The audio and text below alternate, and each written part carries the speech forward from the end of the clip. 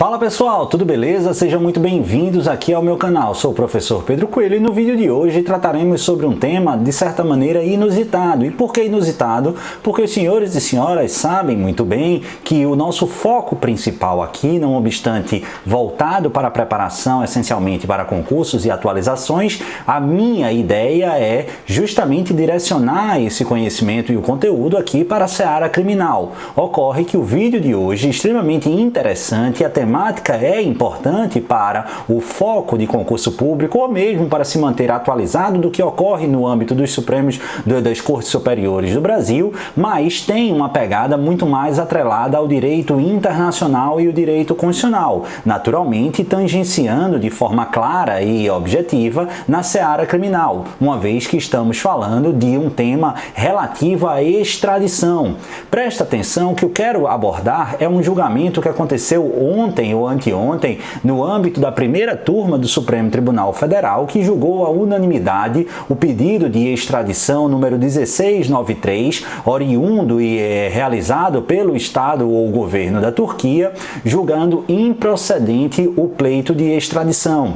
O caso especificamente teve a atuação da Defensoria Pública da União, órgão esse que eu sou membro há mais de 10 anos, desde lá do ano de 2011, e eu conversando com colegas de atuação específica e que atuaram especificamente nesse pedido de extradição na qualidade de amicus curiae, amigo da corte, eu entendi ser pertinente a abordagem aqui, justamente porque nem sempre a gente encontra temáticas essas tão ricas de forma a abordar o aspecto jurídico e também o contexto social e político atualmente vivenciado no Brasil, mas sobretudo nessa perspectiva no contexto internacional mundial. Presta atenção aqui porque o pedido do governo turco, capitaneado e governado atualmente pelo polêmico e aí na minha ótica, aqui é minha opinião, repugnante presidente o Erdogan, o Recep Erdogan, ele justamente fez um requerimento aqui ao governo brasileiro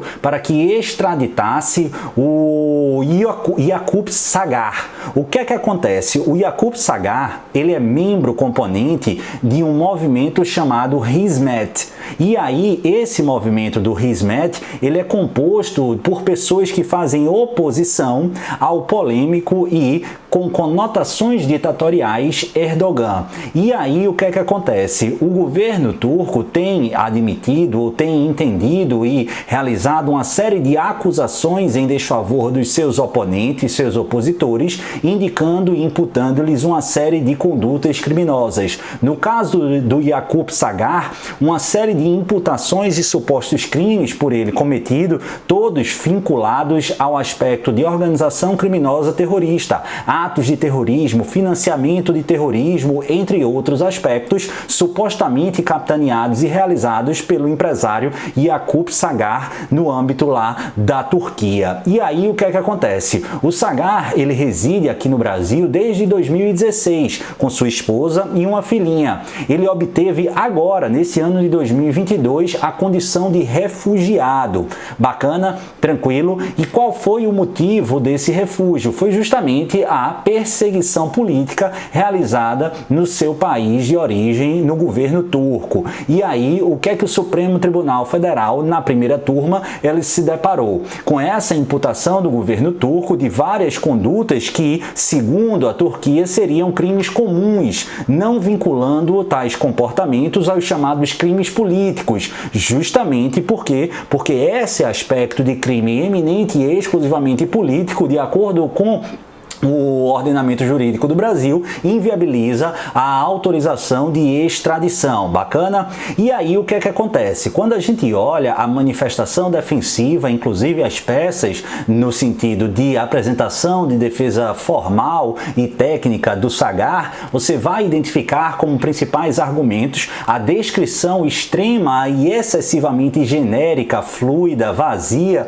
dos fatos a ele imputados e, em especial, uma interessantíssima alegação de desvio de finalidade do processo no âmbito da Turquia, porque, na verdade, o que a defesa traz ao bojo do presente processo de extradição é que lá na Turquia a perseguição do governo concentrador de poderes estaria se atingindo, inclusive, aparelhando-se do poder judiciário. E nesse contexto, uma série de processos criminais forjados, disse a defesa, tem indicado justamente a utilização do processo não como uma via democrática para a solução de litígios existentes no contexto social, mas sim uma instrumentalização através do processo para a realização de perseguição, inclusive extraterritorialmente, por parte do governo turco aos seus opositores. Vários opositores, eles mantêm-se fazendo oposição, mas em razão do tratamento de perseguição interna,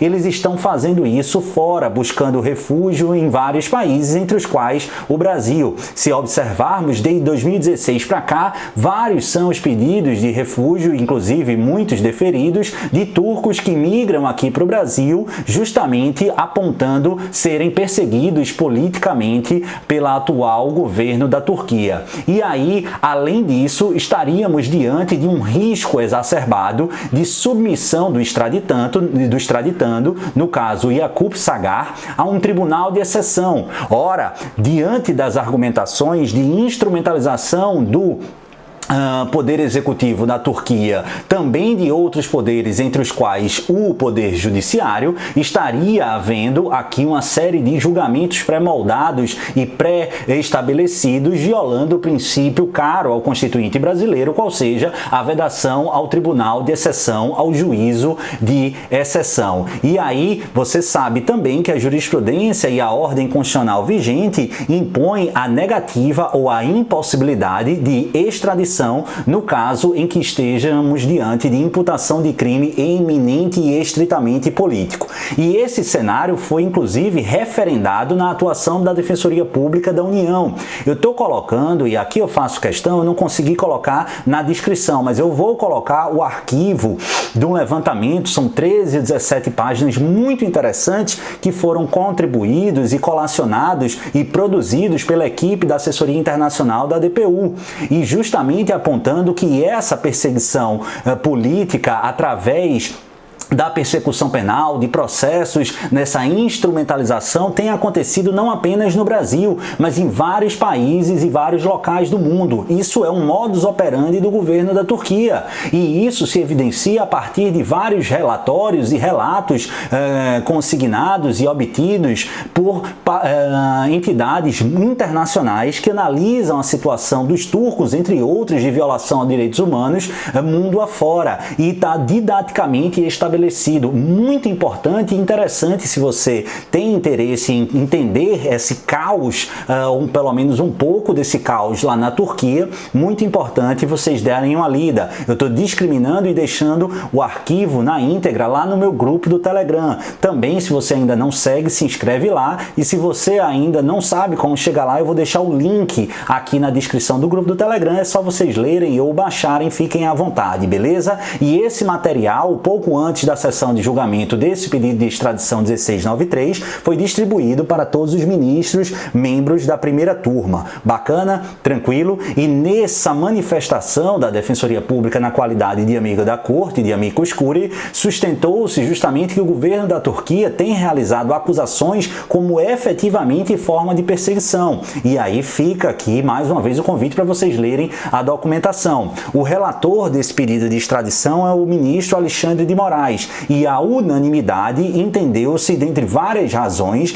inclusive as que eu já me manifestei aqui e falei sobre elas, ser inviável a extradição. O Yakup Sagar, ele tinha sido inicialmente preso para fins de extradição, depois, mais recentemente, ele tinha sido trocada a prisão dele por medidas cautelares outras, diversas, inclusive a monitoração eletrônica, e ontem, após a realização e a improcedência do pedido de extradição, ele foi colocado em integral liberdade sem qualquer outra medida cautelar, aí limitando e restringindo a sua liberdade de locomoção. E um argumento, e é muito importante aqui, de foco direto para direitos humanos, não é muito minha área, mas vale destacar, é que a jurisprudência do Supremo Tribunal Federal não diz que todo aquele refugiado será impedido de ser extraditado. Cuidado em prova de concurso público. Se aparecer na prova de direitos humanos que todo e qualquer refugiado que tenha recebido refúgio no Brasil não pode ser extraditado, está errado.